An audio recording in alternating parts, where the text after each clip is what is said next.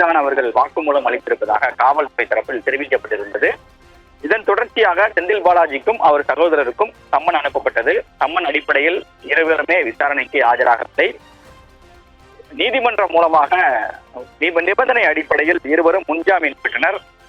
அது மட்டுமல்லாமல் நிபந்தனை அடிப்படையில் முன்ஜாமீன் பெற்றிருக்கக்கூடிய சூழ்நிலையில் 15 நாட்கள் திருவல்லிக்கேணி காவல் நிலையத்தில் விசாரணை அதிகாரி முன்பு ஆஜராகி கையெழுத்திட வேண்டும் என்று நீதிமன்றம் உத்தரவு பிறப்பித்திருந்தது. அதன் அடிப்படையில் செந்தில் பாலாஜி மற்றும் அவரது சகோதரர் திருவல்லிக்கேணி காவல் நிலையத்தில் ஆஜராகும்படி தெரிவிக்கப்பட்டிருந்தது. செந்தில் பாலாஜி இதுவரை 4 நாட்கள், அதாவது இன்றுடன் சேர்த்து 4வது நாளாக விசாரணை அதிகாரி முன்பு ஆஜராகி இருக்கிறார், கையெழுத்திட்டு வருகிறார். அவரது சகோதரர் அசோக் குமார் தேவைக்கு எம்எல்ஏ பேரம் பேசிய வழக்கில் இன்றுதான் முதல் முறையாக கையெழுத்திடுகிறார். ஏனென்றால் அவர் அந்த வழக்கில் முன்ஜாமீனுக்கான ஷூரிட்டி சமர்ப்பிக்கப்படாமல் இருந்தார். நேற்று ஷூரிட்டி சமர்ப்பிக்கப்பட்ட சூழ்நிலையில் இன்று தற்போது ஆஜராகி இருக்கிறார், விசாரணை அதிகாரி முன்பு ஆஜராகி இருக்கிறார். இருவருமே தற்போது கையெழுத்திட்டு இருக்கிறார்கள்.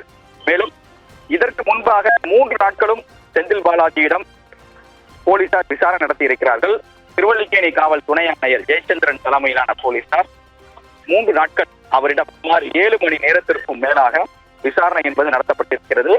கைதானவர்கள் அளித்த வாக்குமூலத்தின் அடிப்படையில் விசாரணை நடத்தப்பட்டிருக்கிறது. அதே போல கைதானவர்களுடைய தொடர்பு குறித்தும் வங்கி பரிவர்த்தனைகள் குறித்தும் செந்தில் பாலாஜியிடம் விசாரணை என்பது நடத்தப்பட்டதாக காவல்துறை தரப்பில் தெரிவித்திருக்கிறது. தற்போது ஆஜராகியிருக்கக்கூடிய அசோக் குமார் மற்றும் செந்தில் பாலாஜி 2 பேரிடமுமே தனித்தனியாக இன்றும் விசாரணை நடத்த போலீசார் திட்டமிட்டிருக்கிறார்கள். விவரங்களுக்கு நன்றி சுப்பிரமணியன்.